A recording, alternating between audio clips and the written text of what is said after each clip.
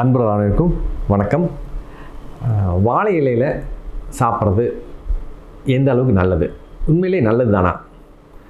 ஃபங்க்ஷனுக்கெல்லாம் சாப்பிட்றோம், கோயில் திருவிழாக்கள், முக்கியமான பண்டிகையில் சாப்பிட்றோம். அதில் அதுக்கு வெறும் ஆன்மீக காரணம் மட்டும்தான் காரணமா, மருத்துவ காரணம் எது இருக்குதா அப்படிங்கிறதான் பேச போகிறோம். பொதுவாக பார்த்திங்கன்னா வாழை இலையில் எது சாப்பிட்டாலும் அது நல்லதாக மாற்றி கொடுத்துரும். இப்போ கேள்விப்பட்டிருப்போம், இந்த ஆன்டாக்சிடென்ட்ஸை பற்றி நிறைய பேசிட்டு வராங்க எல்லோரும். அதோட பலனை பற்றி எல்லாத்துக்குமே இப்போ தெரிஞ்சு, சொல்லாதவங்களுக்கு யாருக்கும் தெரியாதவங்க யாரும் இல்லை. இந்த பொருள் ஆன்டாக்சிடென்ட் இருக்குது, இதில் அவ்வளோ ஆன்டாக்சிடென்ட் இப்படி தேடி தேடி கண்டுபிடிச்சி சாப்பிட்றோம் இல்லைங்களா? அதுக்கு பதிலாக எதுவுமே தேடவே இல்லைன்னா கூட, எல்லா பொருளையும் தப்பான உணவாக இருந்தால் கூட அது வாழை இலையில் முறையாக சாப்பிட்டோம்னா அது ஆன்டாக்சிடென்ட் கொடுத்துருது. ஸோ ஆன்டாக்சிடென்ட்டோட பலனை தினமும் உங்களுக்கு வேணும்னு ஆசைப்பட்டீங்கன்னா வாழை இலையில் சாப்பிட்டாலே போதும். அது என்ன முறையாக சாப்பிட்றது வாழை இலையில் அப்படின்னீங்கன்னா, வாழை இலைக்கு முறை இருக்குது. அதாவது சித்த மருத்துவத்தில் என்ன சொல்லியிருந்தாக்கா, எந்தெந்த இலைக்கு என்னென்ன பலன், தலை வாழை, நடுவாழை அப்படி சொல்லலை.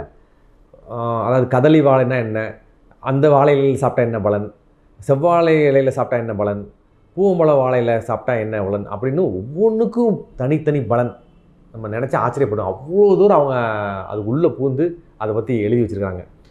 நம்ம அந்தளவுக்கு இல்லைனாலும் ஒரு வாழை இலை கிடச்சின்னா ரொம்ப முத்தலாம் இல்லாமல், ஓட்டை ஓட்டையாக இல்லாமல், அதே சமயத்தில் ரொம்ப பூவாட்ட நொந்து நூலாக இருக்கும், அப்படியே உருண்டி, அது மாதிரியும் இல்லாமல் ஓரளவுக்கு விரிஞ்சு விரியாத இருக்கிற அந்த இலையை தேர்ந்தெடுத்து ஒரு வாட்டி கழுவிட்டு ஒரு துளி நெய் எடுத்து ஒரு தடவிட்டு அதுக்கப்புறம் சாப்பிட்டோம்னா அது முறையாக சாப்பிட்றதா அர்த்தம்.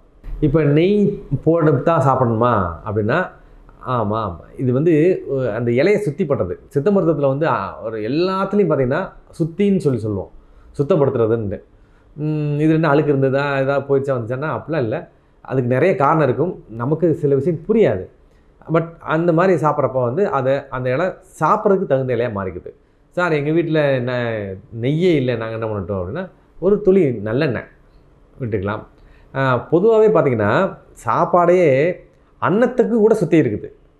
சாப்பாடை சாதம் சாதத்தை போட்டாச்சுன்னா அப்படியே எடுத்து குழம்பு விட்டு அதுக்கு மேலே நெய் விடுறதுலாம் இல்லை, அப்படி சொல்லப்படல.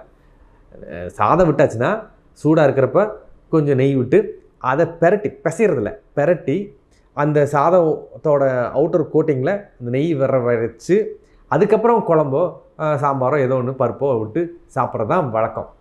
பருப்பு பொடி விடுவான், அதுக்கு மேலே நெய் விடுவான், எல்லாம் ஒன்றா போட்டு பிசையிறது அப்படிலாம் சொல்லலை. ஒன்றுக்கு சுற்றி சொல்லியிருக்குது.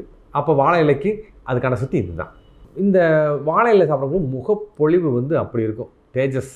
அல்சர் வராது, நடுக்குவாதம், அதாவது பார்க்கின்சோனிசம் சொல்கிறோம் இல்லைங்களா, அது குறையிறதுக்கு நிறைய ஆராய்ச்சி இதில் இருக்குது. நீங்கள் இதில் இன்டர்நெட்டில் பார்த்தாலும் உங்களுக்கு, அதாவது கூகுள் பண்ணி பார்த்தாலும் தெரியும் உங்களுக்கு. இது மாதிரியான நமக்கே தெரியாத விஷயங்கள். ஆனால் இது முழுக்க யாரோட கலாச்சாரம் பாரம்பரியம்னா நம்மளோட பாரம்பரியத்தில் இருக்குது.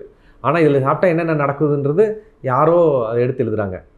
ஸோ இந்த வாழை இலையில பயன்பாட்டிலே இல்லாதவங்க கூட இந்த வாழை இலையோட தன்மை தெரிஞ்சுக்கிட்டு அதை எப்படியாவது பயன்படுத்தணுமே அப்படின்னு சொல்லிட்டு வாழை இலை அல்வா, வாழை இலையை நல்லா நறுக்கி போட்டு அதை ஜூஸ் எடுத்து அதில் அல்வாலாம் செஞ்சு சாப்பிட்றாங்க. ஸோ நம்ம இதை நம்மளோட பாரம்பரியம், இதை விட்டுறக்கூடாது. தொடர்ந்து இதை பலன் தெரிஞ்சு அனுசரிச்சுட்டு வந்தோம்னா இதோட பலனை நம்ம அனுபவிச்சுக்கலாம். நன்றி, வணக்கம்.